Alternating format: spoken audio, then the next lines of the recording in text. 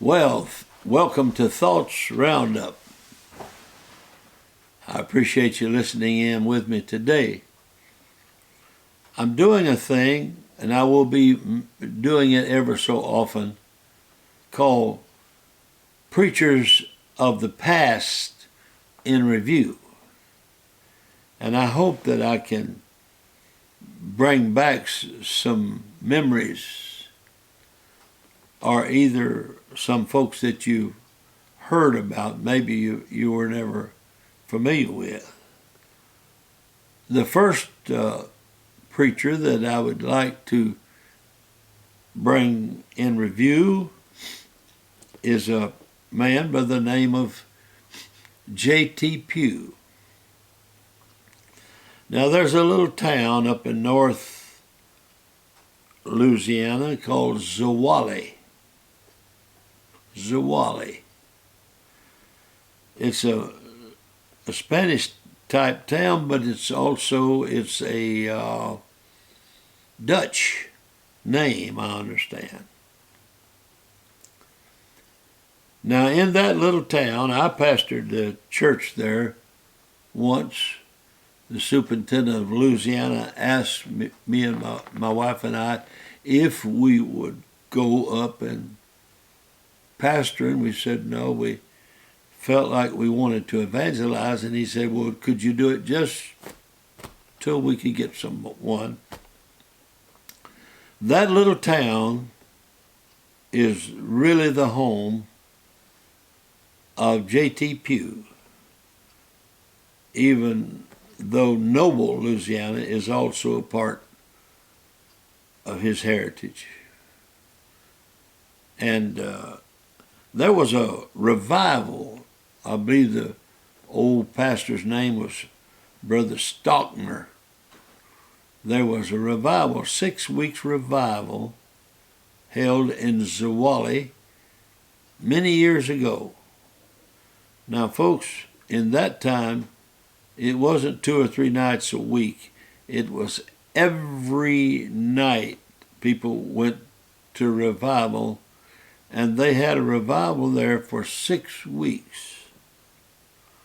And there was not but one person got saved there. He was a little boy, a young boy, with a slingshot in his back pocket, barefooted, went to the altar and got saved. Now, that man, J.T. Pugh, that boy became one of the greatest preachers in our movement. It was probably one of the greatest preachers in our time. Now, he preached camps. He preached camps everywhere. Everywhere. And he didn't fly very much, even though he could have been flying. He drove a Mercury. He drove a Mercury car. And he just drove it and drove it and drove it. People that heard him still remember a lot of his sermons, message titles that he preached. I remember him preaching the Christly art of dying and staying dead. And he used this story about something about way out in the boondocks in the cold winters, where they had cold winters. This man, his buddy or something had killed him and drug him out into the snow.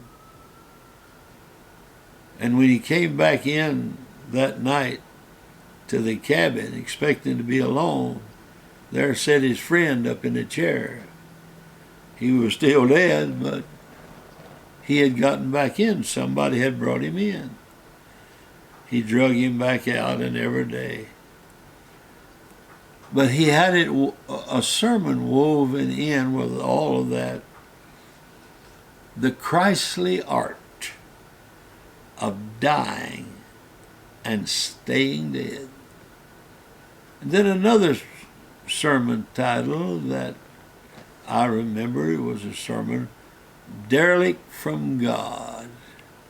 And he was talking about the world and the condition of the world and how mean people were getting and so forth and so on.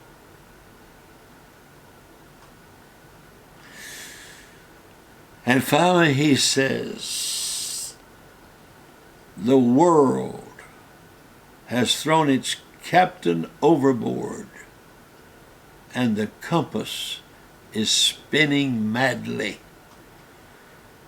Oh, I remember the moment and the feeling, the emphasis in which he said it. I was a young man, and my wife and I was at youth camp, and we were dorm supervisors. I believe they give us that title to kind of watch over the young people in the barracks and in the dorm. They were so rowdy they wouldn't go to bed at night. They couldn't get into sleep. They were just so glad to be away from home and be together, and they were cutting up.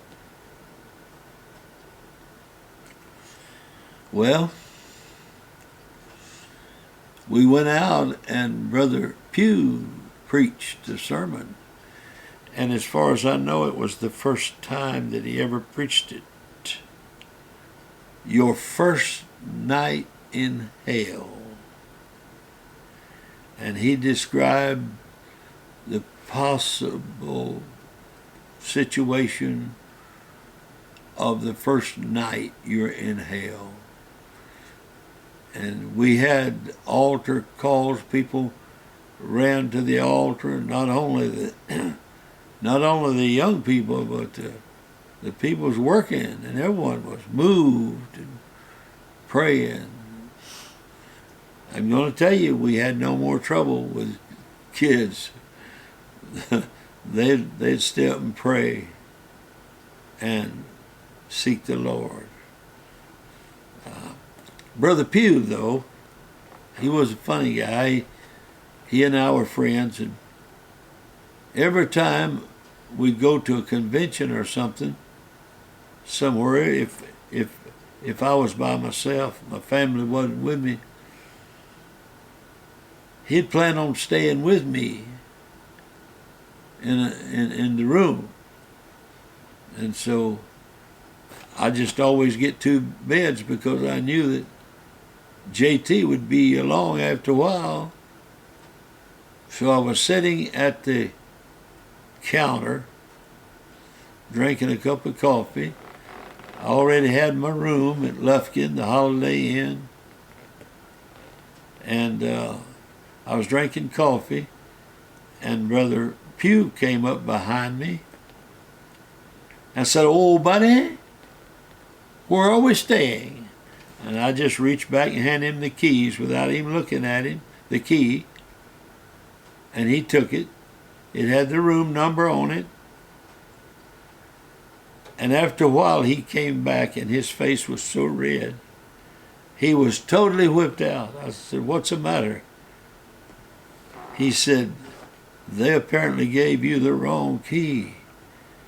There were several unclad ladies in that room."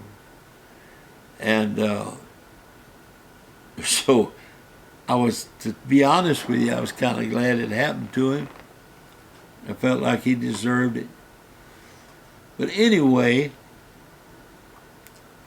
it was cold weather that night, and the wind was blowing down through the hallways.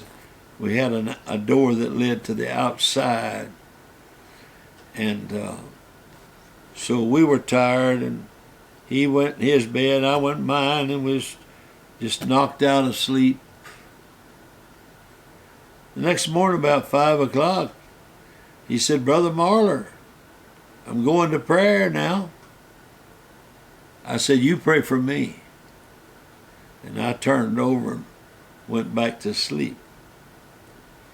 After a while, sometime later, 2 or 3 hours later, I woke up and I was freezing to death. I was so cold.